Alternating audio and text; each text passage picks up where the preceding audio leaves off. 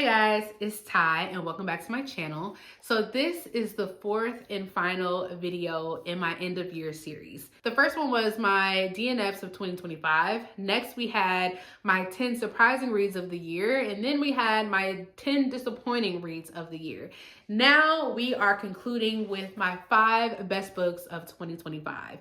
Every year I feel like I'm gonna have more than 5, but it always ends up just being 5. So these are the 5 books that I could not stop thinking about ever since I read them in 2025. I'm gonna go through these books in no particular order, so let's go ahead and get started. The first one that we have is a surprise for me, and that is Demon's Dream by Elle Kaysen.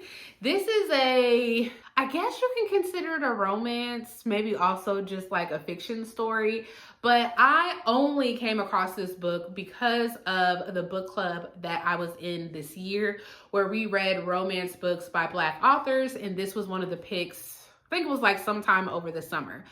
I was hesitant to go into this one when I found out that it was over 700 pages. Do I think this book needed to be that long? No. But did I devour this book in like 3 days? Yes.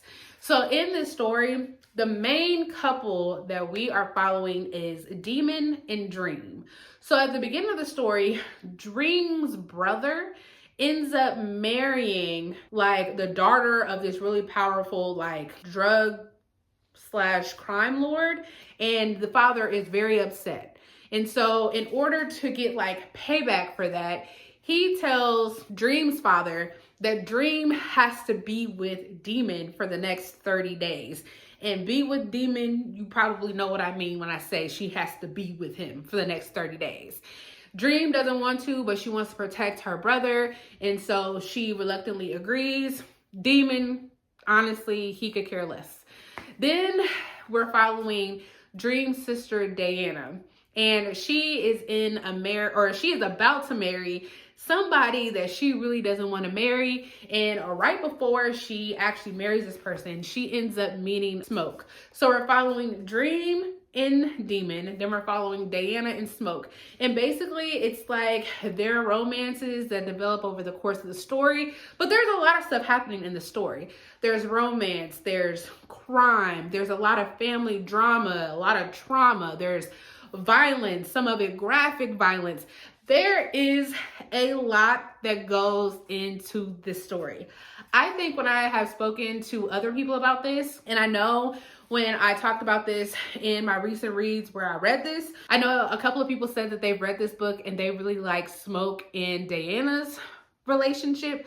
I am still really a huge fan of Demon and Dream. I loved the progression of their relationship over the course of the story, but I also enjoyed Smoke and Diana, just not as much as Demon and Dream. So this was definitely a surprising read. I don't think that I probably would have ever picked this up if it wasn't for that book club, but I'm happy that I did. And if you guys are into like these type of stories, I would suggest that you pick this one up.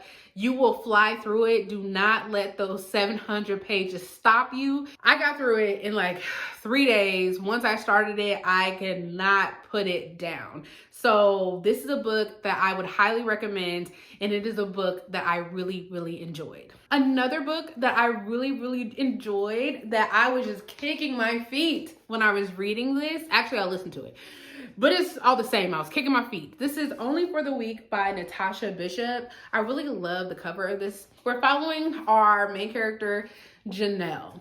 And Janelle is on her way to Tulum for her sister's destination wedding. Now, the thing with that is, her sister is actually about to marry Janelle's ex. But while Janelle is there, she actually starts a romance with her sister's soon-to-be husband's best friend, Rome. They don't necessarily set in to like start a romance. They were just kind of fooling around with each other while they were in Tulum, but soon they come to find out that they actually really like each other. And I loved their romance. Oh my gosh, I absolutely loved Janelle and Rome. Some of their dates were so cute. Some of the things that they were doing was a little spicy, especially that club scene. If you guys know, You know, I was here for that. I was listening to this while I was at work, and I know that I was blushing throughout my entire listen of this. Not only do we have like this sexy romance, but there's also some family drama in here because, like I said, Janelle's sister is about to marry her ex. So there's a problem with that already. And we're also dealing with like Janelle not really standing up to not only her sister, but her family. And then Rome is always there just to help her out and come to her rescue. I really enjoyed this. Parts of this I flip back to occasionally just to read certain scenes again. That club scene, I really enjoyed this. I don't think I've actually read anything else by Natasha Bishop, but after reading this, I need more. If you guys are a fan of Natasha Bishop and you have any suggestions on what I should pick up next from her, please let me know in the comments. Next up, we have We Live Here Now by Sarah Pembroke. This is a adult horror mystery, and this is a surprise for me. I haven't read a lot of Sarah Pembroke's books. Her most popular one, Behind Her Eyes, I actually read earlier this year, and I enjoyed it. I think I gave that one 4 stars, but it did not live up to this one. And I've heard mixed things about this book. But if you have like the same reading taste as me, then I think you will like this one. So in this one, we're following Emily and her husband, Freddie. Emily is still recovering from a really like tragic accident she had while she was on a hike with Freddie and a couple of their friends. So she's still in recovery. While she's in recovery, she and Freddie have decided to move to this new like, this new house that's like on this, I almost said plantation, but that's not what it is. It's like they moved to a new house, okay? And it's called Larkin Lodge. And as soon as they get there, like some strange stuff starts to happen, and it seems to only be happening to Emily. And so basically she's starting to hear weird things. Stuff is like falling off the shelves, and then she would like turn back and look and things are back on the shelves. The temperature in the house keeps fluctuating. Like she's always really hot and he's always really cold, or vice versa. They can't ever seem to get the temperature right. There's this nail in the floor that just keeps reappearing and almost killing them. And then there's like this really nasty smell that comes and goes. But it seems like she is the only one that is really experiencing any of this. So they start to make some friends while they're in this new house. Of course, Emily is going crazy because she doesn't really know, is she going crazy? She is on a lot of pain meds, so she doesn't know if that is contributing to what she thinks is happening in this house. And so she's trying to get answers. Freddie, on the other hand, he thinks her medication is affecting her mental health. And Freddie also has some secrets. They both have some secrets. And there are some things that is revealed about each of them to the other one throughout the course of the story, while Emily is also trying to figure out what is happening in her home. I enjoyed that this was a nice blend of like horror, a little bit of mystery. There's some drama, because we all know I like drama between Emily and Freddie. There was just a lot of little things going on. But the one thing that I really enjoyed about this story was when we found out what actually was taking place in that house. I really liked the discovery of that, and I really liked where this ended up. After I read Behind Her Eyes, I wasn't really like in a rush to pick up something else from Sarah Pembroke. I actually only picked this up because I had heard a couple of good reviews, and this was like a really good fall time read, which I would recommend you guys read this during the fall. And that was essentially why I decided to pick this up. And I'm so happy that I did. And I will, of course, be picking up more from this author. Next up, we have The Favorites by Lane Fargo.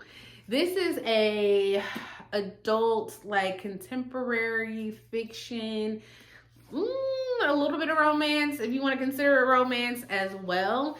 This was not a book that was at all on my radar. This is another book where I had a friend that recommended it to me. Not only did she recommend this to me, but she also said, if you are going to pick it up, you really need to listen to it on audio. And that is what I did. I love this story. This was like one of the first things I read this year. I have a video dedicated to how much I really enjoyed this. Now, this is a story that has been getting a lot of mixed reviews. I think a lot of people have said that it was overhyped, but I really enjoyed this. So we're following our two main characters. Well, we're following our main character, Katerina Shaw. And she is in like this on again, off again, up, down relationship, friendship with her ice skating partner, Heath Rocha. Just those names alone, they sound like really famous people. So they are ice skaters, and they are competitive ice skaters. They live, breathe ice skating, especially Katerina. Like, that is her life. She was basically born to do this. She will do anything to continue ice skating. At the beginning of this, we know that something happened at one of the Olympic Games. I don't remember which one, but something happened. There was an incident that happened at this particular Olympic Games. And so the story is being told leading up to the games. Also in this story, people that know Katerina and Heath are being interviewed, and they are telling us their experiences they had with both Katerina and Heath and what they witnessed at these particular games. I am not a fan of ice skating, but I ate this up. I was an ice skating fan after I read this. I really like the characters and just like the toxicness, I don't even know if that's a word, how toxic their relationship was with each other. Because on the one hand, they kind of grew up together from when they were young.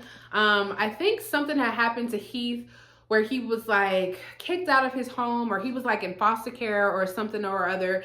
And Katerina and her family took him in, and they became really close. It started off a friendship, it developed into a relationship, and then they kind of went on and off. But the thing that has always kept them together and brought them back together is ice skating. And it's a really like a character study into like their codependency on each other. There are some things that happen in their relationship over the course of the story that was a little bit shocking to me. But at the heart of this, outside of like the ice skating, it definitely is about their relationship. I really did like what we learned at the Olympic Games, and I liked the slow build leading up to those games and what actually happened. I will also agree with my friend that I feel like in order to get the full experience of this story, you have to listen to this on audio because it is a full cast. And I think hearing those interviews from the people who know Katerina Shaw and Heath Rocha really added to the overall story. And I enjoyed this. Like I said, I know this one is getting a lot of mixed reviews and people think it's overhyped. But for me, it worked. I didn't really have a lot of expectations going into it, so I didn't really know like what to expect. And I think that was a good thing, and it was why I was able to enjoy this one so much. The last book, and one of my top books of 2025, this should be no surprise to anybody. If you have been on this channel, you know I absolutely love S.A. Cosby. So there is no surprise that King of Ashes, his adult crime thriller, would be on this list. So in this one, we're following Roman. And Roman lives in a different, I think he lives in like Atlanta. Yes. He is a financial advisor in Atlanta, and he gets a call from his sister, Nevaeh, I believe, and she tells him that their father has been involved in a hit and run accident and he's not doing well. So Roman rushes home to see what is going on and to also help with the family's crematory. So they cremate bodies. And so while he's there, he's trying to figure out what exactly happened to his father. How was he involved in this accident? But he's also dealing with the stupid stuff that his younger brother, Dante, is wrapped in. Dante is like the youngest sibling. He is the troublemaker. Dante in this story will have you rolling your eyes so hard because he is so hard-headed. And so not only is Roman trying to deal with their father and figure out what happened to the father and try to keep this crematory running, although his sister is really the one that's keeping that whole thing up and running. He's also trying to help his brother Dante, who keeps getting Roman into trouble. And so the story is It's about all that. And I really like this. I really like the characters. I really like the setting because the town that he goes back to help his father, it is a small town in Virginia. I think all his stories take place in Virginia, but I'm pretty sure it's like, yeah, it's in Virginia. And I like how like everybody kind of like knows everybody in these small towns. I could never live in a small town, but I definitely enjoy stories that are set there. And the last like third of this story had me stressed. There was a lot of stuff going on.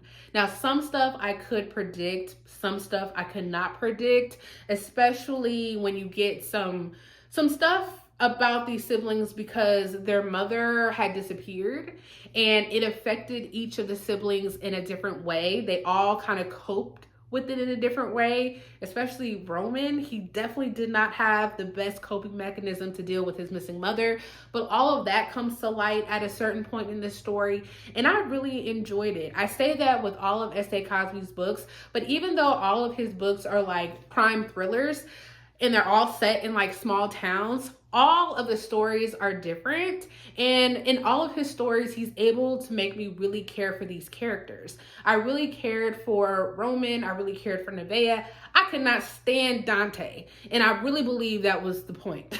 I cannot stand him. You can kind of understand like why all of these characters are going through what they are going through. This is another great story by S.A. Cosby. And a lot of people have been saying that this is S.A. Cosby's best book to date.